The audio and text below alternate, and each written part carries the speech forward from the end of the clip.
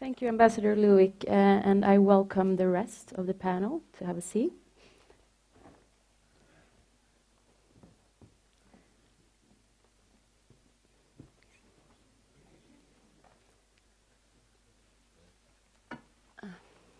Before I let Ambassador Zajączkowski give his thoughts and comments, just a quick follow-up question to what you said. You mentioned that Sweden and Finland are welcome to join NATO. For how long do you think Sweden and Finland will keep being welcome? What has to happen in order for us to sort of become more of a problem than an asset for NATO? Well, obviously, this is a question which is almost impossible to respond to. As I said in my speech, it all depends on the political circumstances and military circumstances. There is no one answer, but there shouldn't be sort of firm understanding that the door is always open. This is not the case. I think, I'm pretty sure it's open now. I firmly know that it is open now, but there might be circumstances, especially during the military crisis, when this is not the case. All right, thank you. And with that, we're interested to hear what Mr. Zajączkowski has to say. Thank you. Organizers of this event have asked us to share with you, to discuss the question of transatlantic link and stronger regional cooperation. This alternative is not entirely artificial, although usually we do not take into account the complexity of the political architecture of our region. We do not realize it in our everyday life because we do not face problems among countries in the Baltic region, in Scandinavia. But there are critical moments in history when it's necessary to ask questions about common denominators. And if we look at the Baltic region, we see that its political and security architecture is quite complicated. We have countries that belong to NATO, Baltic countries, Poland, Germany, Denmark. We have countries who enjoy neutral status and do not belong to NATO but belong to the EU, Sweden and Finland. And we have a country which is very close to the Baltic region, Norway, that doesn't belong to the EU but belongs to NATO. And as I have just said, in a peaceful time, these differences do not matter. But in critical moments of history, they are getting more and more important. This is why in such situations as this one that we are witnessing today in Europe, it is necessary to reiterate, to ask questions about common denominator between countries who have so different institutional setup, different institutional solutions for their security policies. Historically, after the 1989, the major provider of security for the Baltic region has been NATO and the United States first of all. And as a matter of fact, all countries of the Baltic region, regardless their institutional framework, benefited from the American engagement in the region and from the engagement of the United States in reshaping the architecture, the security architecture of Europe, Central and Eastern Europe first of all. The United States benefited from this shift that took place in European politics, in European security architecture in the central and eastern part of the continent as well. Because countries from our region joined the US in their operations in Iraq and Afghanistan, we proved that we can be reliable allies that can contribute to the world security, that we are ready to take risk with our American partners in carrying out some in facing some international challenges. The Baltic region, especially countries belonging to the EU, benefited also from the American endorsement of for the Eastern Partnership, a major EU-led project that is aiming at changing the landscape of Eastern Europe, of the post-Soviet space.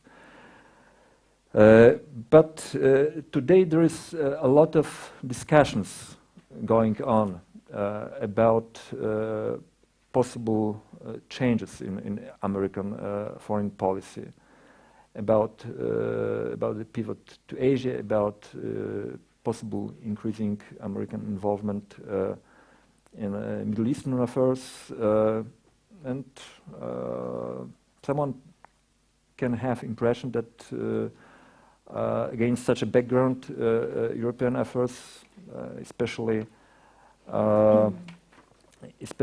Eastern Europe, are getting less and less important for our American partners.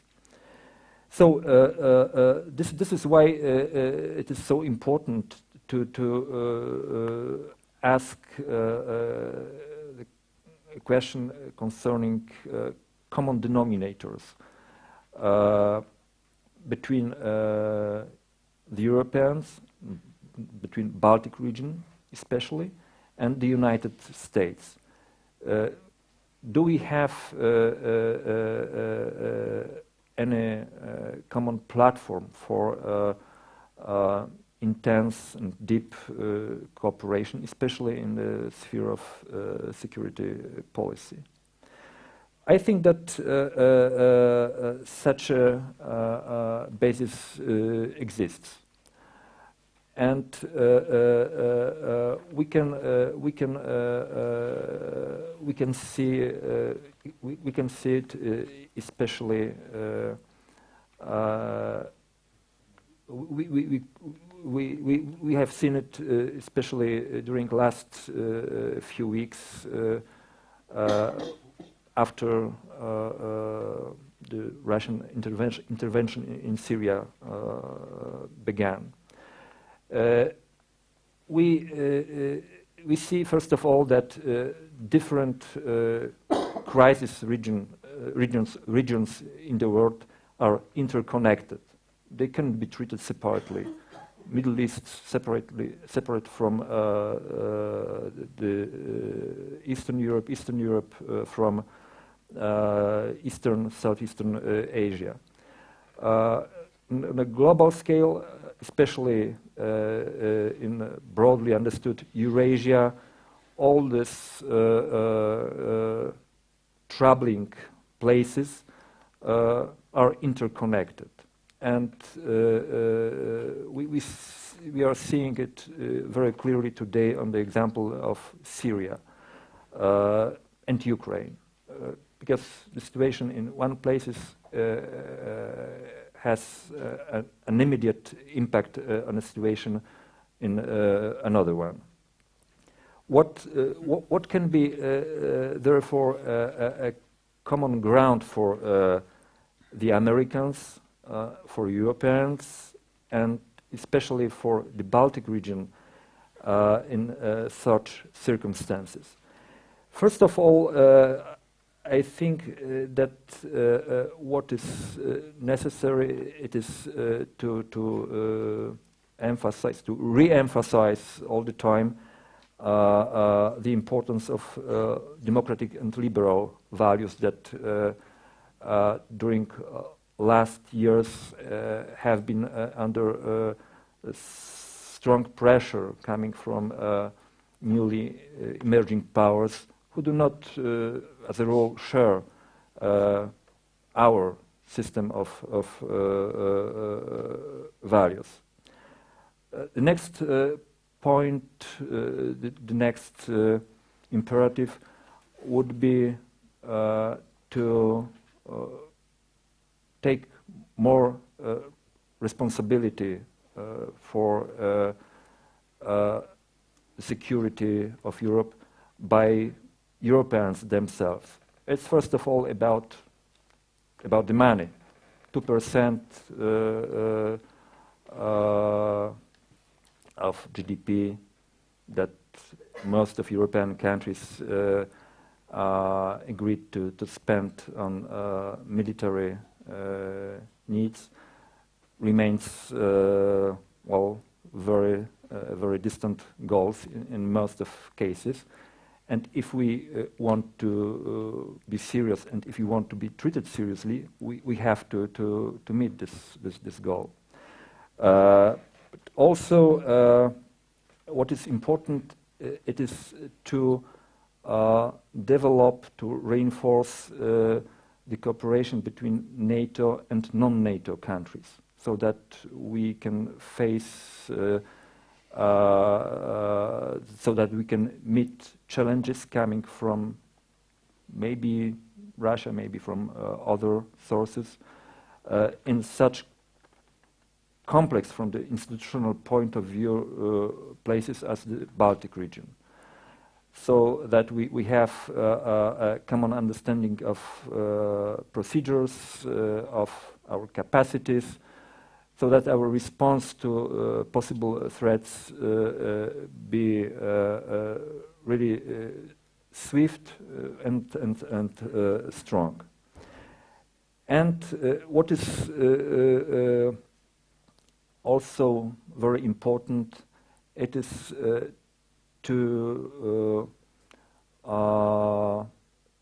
take into account, to take care of Europe's unity.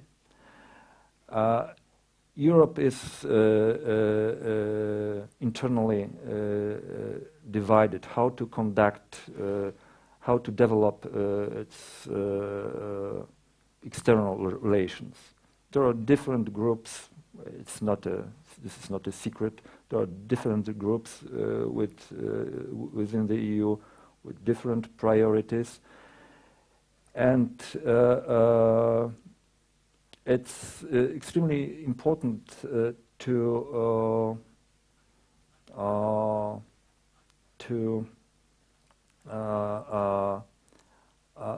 demonstrate that despite different interests that European countries have, we can identify some major goals with regard to, especially to Eastern Europe. Why Eastern Europe? It's on the one hand, it's natural for a Pole, for a person coming from this region to speak about Eastern Europe, but well, we have to forge in the EU understanding that both neighborhoods, the southern and the eastern one, are equally important. If something wrong happens in one of them, we all will be in trouble. And this is first of in the case of Eastern Europe, it is first of all about continuing our work on Eastern Partnership, on continuing efforts in reshaping the development, the model of development of East European societies. It's about making this model based on the rule of law, on the respect for human rights and civic freedoms, and it's about making it based on economic sustainability. It's in our interest, and here we can count, I believe, on the support from our American partners, because if we put aside the question of values, because it will have an immediate impact on their own capacity to act, to shape the political landscape in other regions of the world. Thank you. Thank you.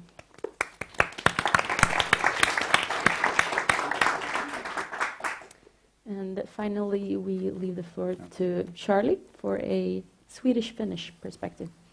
Thank you. I was just going to start with saying that I was asked to talk about the Finnish-Swedish perspective, views therein of security and then of cooperation, kind of what to do about it. I'll start by saying that the view clearly is and should be a broad security perspective, which if you prepare accordingly is useful, whether or not a question is immigration, mass migration, or then large-scale war. And I will start by saying that, in my view, if a Baltic Sea region country doesn't adopt this kind of broad security strategy and approach and act accordingly, it's not taking security seriously. It doesn't matter if you spend 2% on defense. I mean, if you're really concerned, spend 4%, spend 5%. But you're not taking your national security seriously if you're just talking about one slice. That notwithstanding, while in Finland, economy, Sweden, future welfare state, migration are the key issues now, I understand I was to focus a little bit more on the defense military side, so I'm going to shift there. First, on how things are viewed. The first way to look at it is, what do the populations in these two countries think? And irrespective of whose polls you look at, you can summarize it by saying people are more worried and more afraid. If you just look a few years back, question in Sweden, military attack in the next 5 years, unlikely. 60% would say unlikely against Sweden. Now it's 38. Large-scale war in Europe used to be 15%, maybe. Now it's 40%. Both in Finland and Sweden, the population overwhelmingly see that in the next 10 years, the military security situation is going to be worse. You could go on and on, but a very pessimistic view compared to just a few years ago. Then the other thing is, what do leaders and kind of military chiefs say? And here also, I mean, you just look at the joint open letter by the defense ministers and the Icelandic Minister of Interior from the spring, where they basically started unequivocally by saying the security policy situation in the region has notably worsened during the last year, and they lay the blame squarely on Russia, which brings me to the military leaders. I don't know when the Finnish and Swedish military chiefs of defense would have spoken as openly about the massive increases in kind of demands on operational activity. And again, lay the reason for this on Russia's doorstep. And then the third way, so one is what does the population think? Second is what do kind of the military political elites say? Third way is to look at what do countries actually do? Because it's easy to say these things, but do you do anything? And here, I guess, I would say the sleeping beauty of Sweden finally awoke. So whether or not you want to get into a discussion on is there enough new money for the Swedish Defense Forces, I think it's unarguable that the political elite finally decided we're going to put in some more money. We need to return to a partial territorial defense, more exercises, maybe even discussion of unfreezing conscription, etc. So I would say a waking up. Finland. We frequently like what we do, as you can hear by my tone. I would say, first there was a sense after Ukraine, we don't need to change anything. We've foreseen all these things. I would then say that there has been an acceptance that, in fact, well, we should change some things. We do need to modernize some things. Here, though, I'm a little concerned that the political elite doesn't quite understand that the promised money for the Finnish Defense Forces actually needs to be delivered. There's a limit under which you might as well not have some capabilities. We'll see how that goes. So I would say Sweden much more has reacted to the situation. That said, Sweden had probably a bigger reason to do so. Now, what might Finland and Sweden then be doing about this?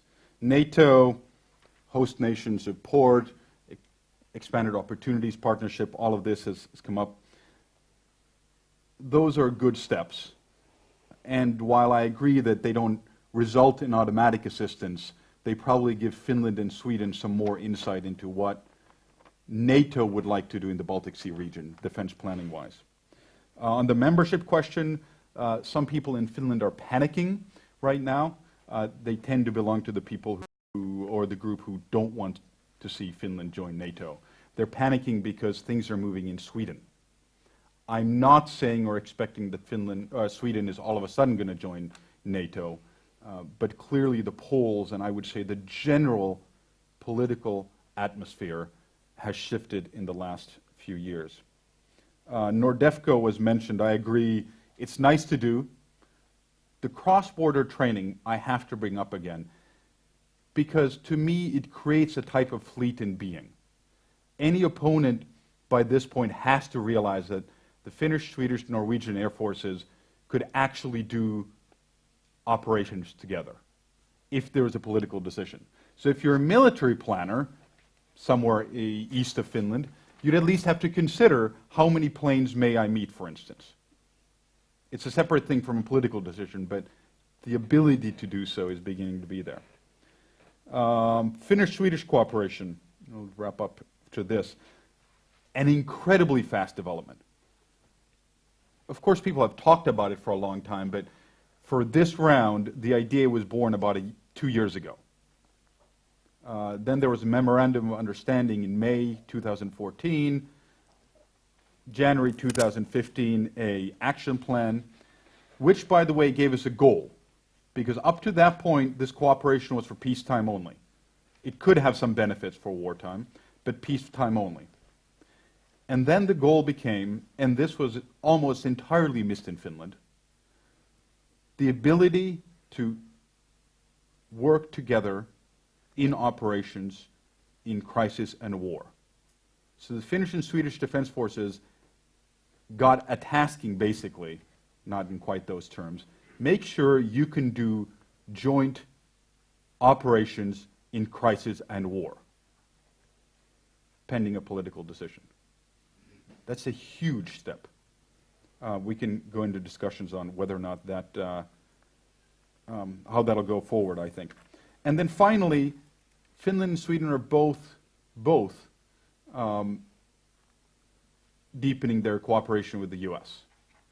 in somewhat different ways, but clearly realizing that the U.S. in any case is going to be a key actor in the region. So, as a concluding thought, I would say Baltic Sea region, Nordic-Baltic defense is much stronger now than it was 2 or 3 years ago.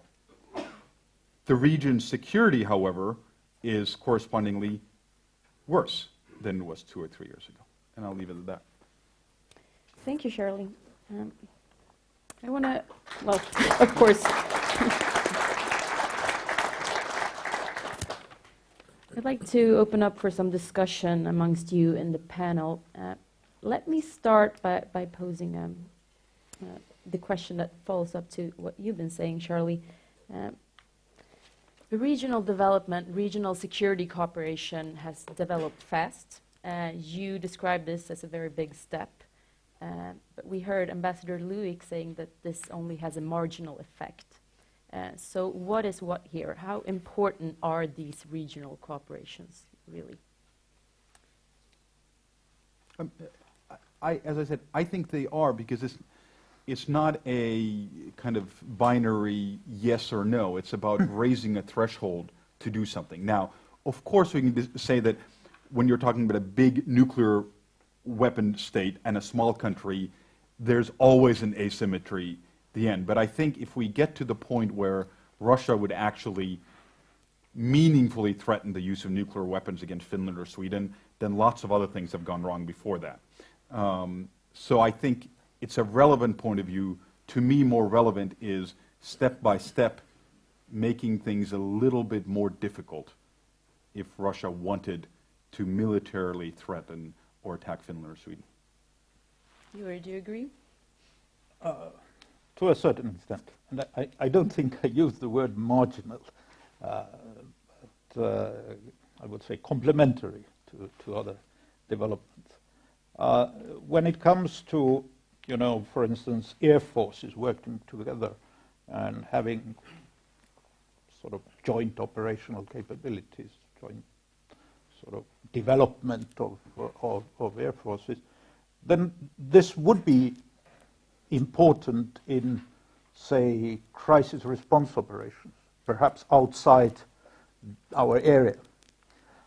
When it comes to, as you pointed out, military planners to the east, then the first thing they want to know, obviously, is the political will. I mean, if there is political will, you can even use the armed forces you have, which are not complementary necessarily. You just can put it all forward, so to say. But if the planners know that there would be almost zero political will to actually face a military crisis, then the fact that, for instance, Swedish and Finnish air forces can operate together is not a factor in itself. It's not something, as you said, you would count, there is an X number of planes, so we have a stronger opponent. So if what you are saying,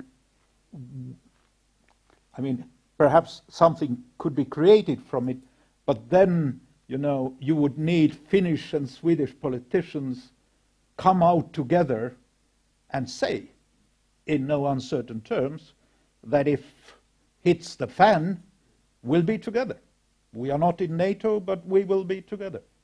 That would create a political framework, because all types of defense response, deterrence, it is all dependent on the political framework at first, and then, of course, the corresponding defense capabilities.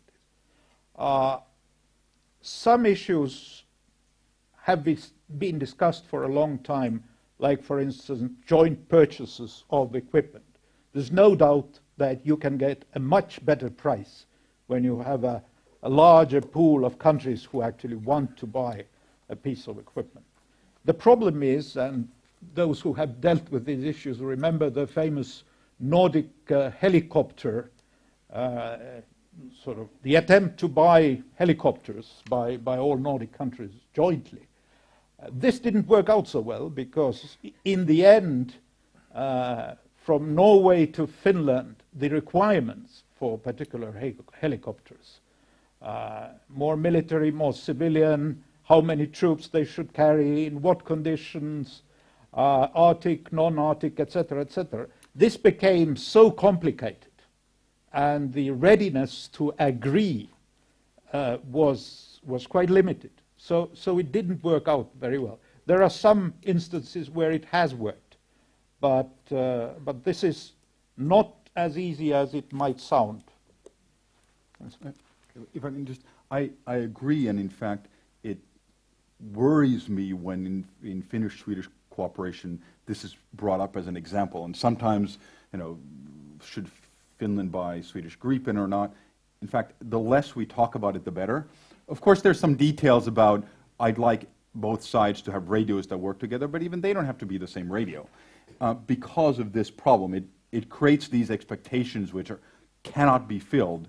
And in fact, having different equipment is quite useful for planners in many cases. So I would hate to see that everyone had the same equipment. Wojciech, you talked about common grounds and common denominators. Recently, we've seen several developments in the Nordic-Baltic region. First, we talked about the Nordic countries, then we talked about the Nordic-Baltic 8. Now there's talk about the Nordic-Baltic-Polish 9. What role do you see Poland playing in the future security landscape of the Baltic region? Well, Poland is, first of all, the member of NATO, and from the formal point of view, we enjoy the same status as three Baltic countries, Latvia, Lithuania, and Estonia. But it's also true that Poland's potential is quite significant in regional terms. And we started the program of modernization of our armed forces quite early. And the next year we are going to meet this 2% limit for the minimum military spending. So we can be an important contributor for regional security. I think what is important also it is to take into account the geographic location of Poland. Poland is a country that links, as a matter of fact, two parts of Europe: the south and the north. And from this point of view, it's vital for European security. We have common borders with Russia in Kaliningrad, with Belarus, the most exposed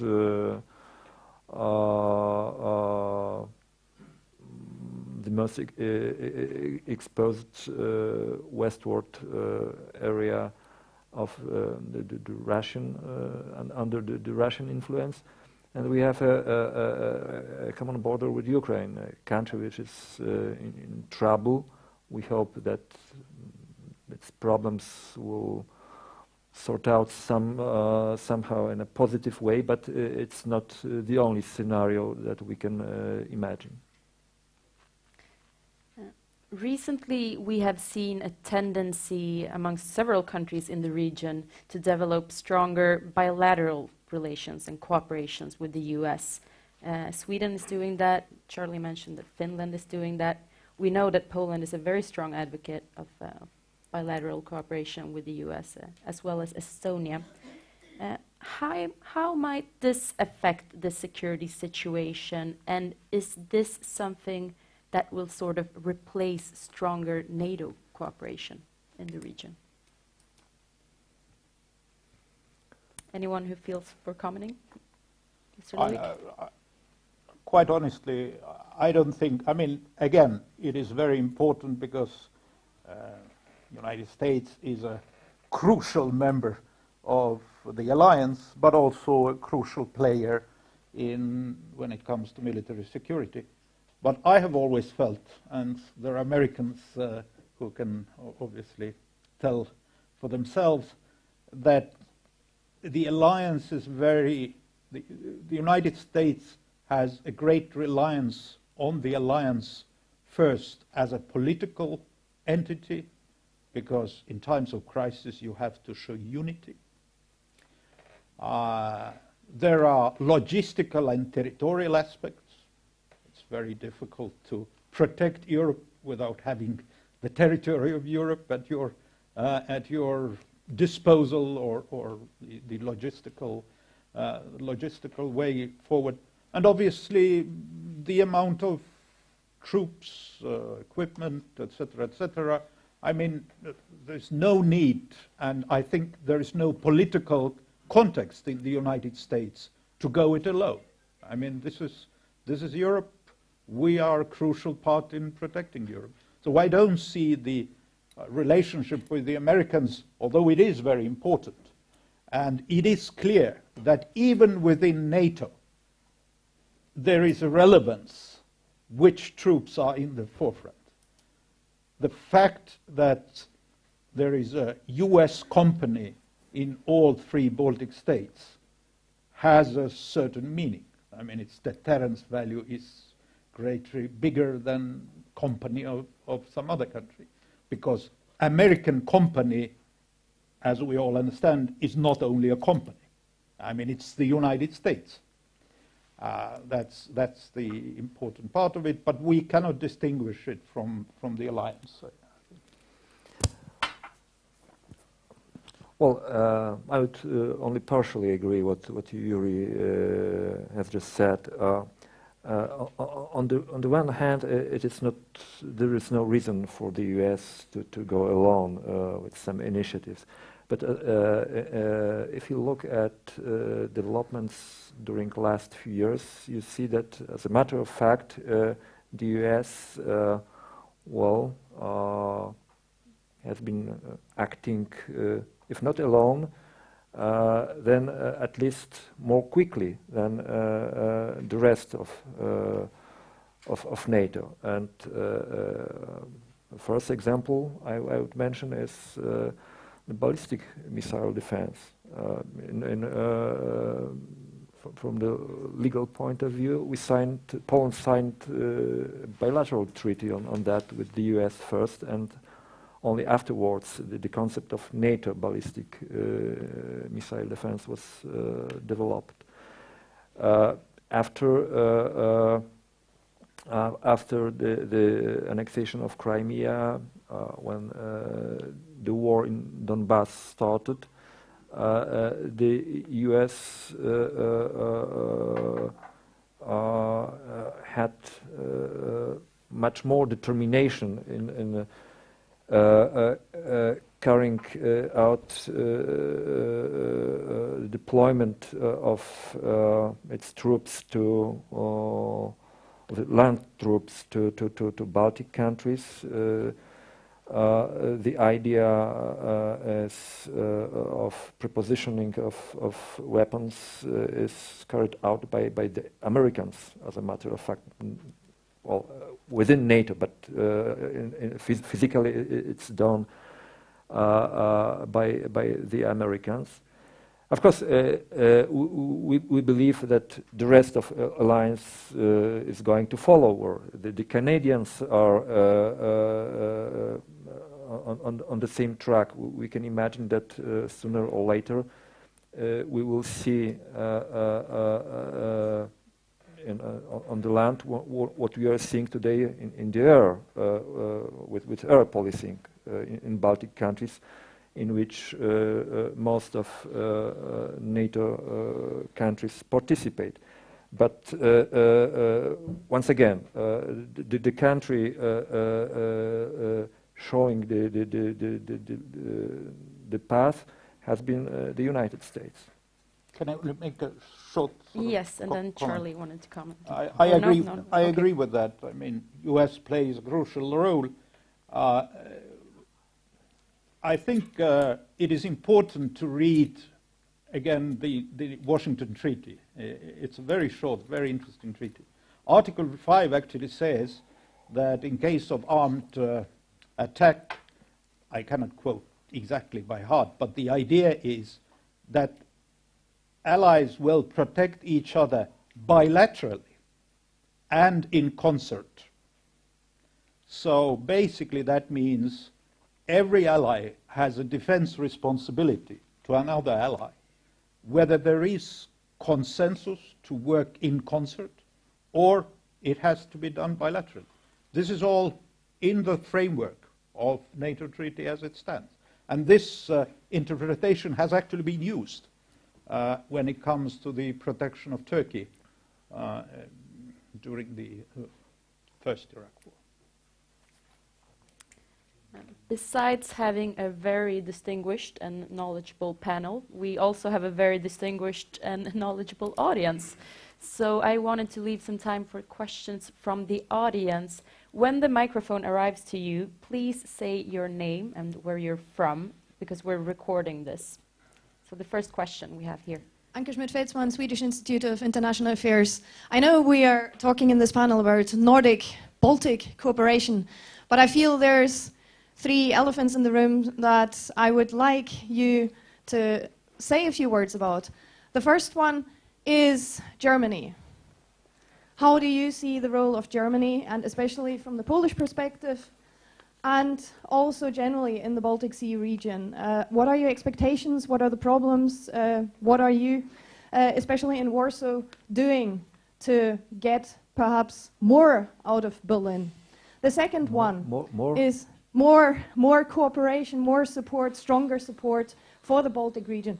Berlin has, of course, stepped up if we compare it to previously, but a lot more could be done, and in Riga it was discussed that the spending is just not up to the standards expected, and even raising it up to 2% when Germany's economy is doing very well would do a big difference.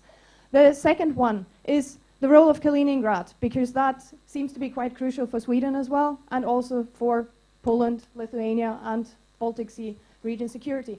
How do you see the developments in Kaliningrad over the past couple of years, and what is the threat there? And the third one is the role of the United Kingdom. Although politically we are not seeing much of the UK, I know that in practical terms a lot is being done. What are your expectations, and what should be done from even in bilateral relationships with London? Thank you. Thank you for these questions. I'll ask the panel to answer them quickly, since we have several other questions in the audience. So, Germany is one of the most important members of NATO, and we develop a cooperation with Berlin first of all within the NATO framework. When some specific initiatives are in question, I would mention only one, Northeast Corps in Szczecin. Szczecin that we believe is going to have more weight in NATO's planning and NATO's capacities build up. And this corps is, in the case of this corps, three basic nations are Denmark, Poland, and Germany. So here we have quite good cooperation. Security cooperation. What can we bring more to the security in the Baltic region? Starting from the very basic point, once again, 2% on defense. It's very important that in the region we have two countries that have this level of spending, Estonia and Poland. It shows that we treat seriously our place in the region and our commitments, because if we are strong enough, we can contribute to security of other countries if it is needed. And well, if the question if it will be needed is another story. I guess, I mean, Finland cooperates with Germany just like many others, maybe a little closer than most others.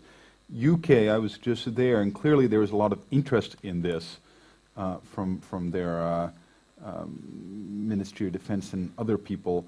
But my kind of view is, well, you have to maybe realize then that the UK has significantly diminishing military capabilities. So while there might be political desire and a, shall we call it nicely, a history of greatness, the actual military ability to contribute to Baltic Sea region and defense is probably quite limited. Kaliningrad, joke, maybe we can trade it for Crimea so we can have a European capital there or something.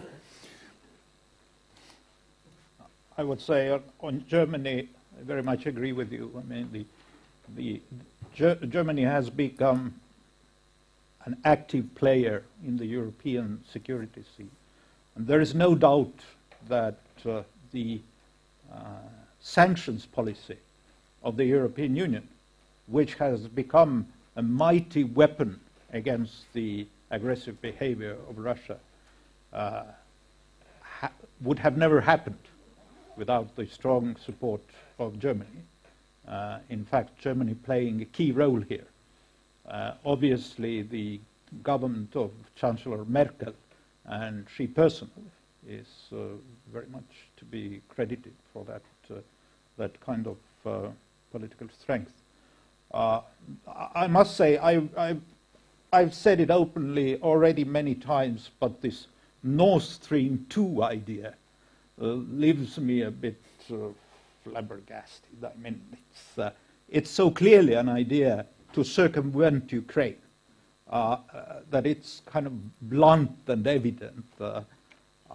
I certainly hope that the European Commission would find, as I believe it is, against the third European energy package, and to not grant to it any exceptions. So this was, for me, a surprising development. Thank you. Next question is Erik Brattberg, and then the gentleman over here. First, Erik, if you can wave your hand. Sure, thank you. Erik Brattberg from the McCain Institute in Washington. Wanted to pick up on one of the questions from the previous about Kaliningrad, but connected to A2 and D, which was mentioned by Ambassador Liu. How serious is this challenge, A2AD from Kaliningrad? I read somewhere that about a third of Poland is now basically under Russia's integrated defense system, air defense system. So how serious is this challenge, and what should we do in addition to what we're already doing to address it? And are there things that we can learn here also from the US experience dealing with this issue in Asia, such as air-sea battle concept? How do we address this issue in Europe, or is it a problem? Thanks. We're short on time, so I think we take the next question at the same time. Thank you very much. Sven-Olof Pettersson, retired diplomat, now chairman of CIPRI. I had a question to Yuri regarding your introductory speech. You seem to say that Sweden and Finland should hold back on applying for NATO membership because we might be rejected. If you didn't say that, so much the better, because I advise you to do it. I thought you would, because I was in this weekend together with some others from this audience in Riga for the Riga conference, and there the defense secretary, the state secretary of defense was very clear when he got the question about Swedish-Finnish NATO membership, that the fact that we are not members of NATO actually creates a gap in the defense of the Baltics, which is exactly my view as well on this. And when I speak to American colleagues, they give the impression that they need to have air control, and this is the question Eric also raised, of the Baltic. And that's not possible if Sweden and Finland would not be part of NATO. So certainly some of the faint-hearted South Europeans might be a bit reluctant, but I'm actually absolutely sure that the country that will do the heavy lifting would twist some arms in that case. So I wonder if you could develop this issue about there being some reluctance to accept Sweden and Finland in NATO. And then I also take issue with what you said towards the end, that we should not be angry with Russia, because I think we should. It has violated basically every treaty it entered into after the end of the Cold War, and it's attacking neighbor countries and occupying part of their territories. So it's not only to be firm, we should also be angry about this. Thank you. Thank you. I let the panel answer these questions quickly, and we have time for one more after that. You can start. When it comes to A2AD and Kaliningrad, this is a very complicated issue, and it's not a secret. You can read it from public sources that the United States, through its official representative, there was just mentioning of it by the head of the by the head of operations of the U.S. Naval Forces, by the Secretary of Defense, that this is a real challenge, and what to do about it. It still needs a degree of analysis and thinking, but something can be done about it only by the United States, because when we talk about A2AD, we are talking about the weapons of great precision. For instance, one of the A2AD weapons was just used by Russia in the Caspian, where they shot a cruise missile from the Caspian over a couple of countries to Syria. Now, we don't know how precise this was, because we don't know the target. But these kinds of weapons are the generational weapons which are used for A2AD. So this is very high-tech stuff. And actually, the response, serious response, or deterrence, in this case, can come only from the United States. When it comes to my opening statement, then let me make it very clear. I thought my speech was clear, but let me make it clear once again. I personally believe Sweden and Finland should apply, because there are no other alternatives to get a clear security guarantee from major powers like the United States. It is very difficult to apply in times of military crisis. But as I said, even in peacetime, it's doable. For you, it's doable, but it's complicated. It's not just that you send a paper. It's, as I said, the US Congress. I mean, there are a lot of committees, as Mike knows, a lot of questions. Have to be able to answer all of them. So this is complicated. That was my point. When it comes to being angry at Russia, then I mean, just among ourselves, we can be angry, and we often are in these seminars and conferences. But when we design deterrence, for instance, we should be cold-blooded and serious. Anger is worthless in that kind of in those activities. I guess two quick comments. One to the A2AD. This is one of the reasons that the U.S. decided to sell Finland and Poland its most advanced air-to-ground weapon. Not probably the only one, but one of them. And regarding Baltic defense, well, I could kind of quip that it's not our job, because why should we take the risk if we don't get protected for it? Here I should note, though, I think it's asymmetric. Sweden is far more necessary to NATO than Finland is, and Finland is far more problematic to Russia than Sweden is, by virtue of geography and being located to two of Russia's three strategic key points, St. Petersburg and Kola Peninsula, Murmansk. A few words about Kaliningrad. First of all, we do not have means to influence the Russian foreign policy. If the Kremlin takes a decision to deploy more troops or to deploy nuclear weapons to Kaliningrad, it will do it. Today, we do not, from the political point of view, we do not have any common security platform with Russia. What was agreed in the period of détente between the West and the Soviet Union doesn't work today. It's still formally it's still in force, but it doesn't work. We can imagine deployment of the nuclear weapon to the Kaliningrad region. The problem is what kind of stuff can be sent to Kaliningrad. Tactical nuclear weapons. Russia, even before the crisis in Ukraine began, Russia had been refusing to discuss a possibility to prospects of having an agreement of tactical nuclear weapons reduction in Europe. There was such a Polish-Norwegian initiative aiming at just reducing this threat. Another question is the problem of intermediary nuclear weapon. Here, from time to time, we can hear some rumors about Iskanders, that would be able to carry nuclear warheads, that they can be brought to Kaliningrad.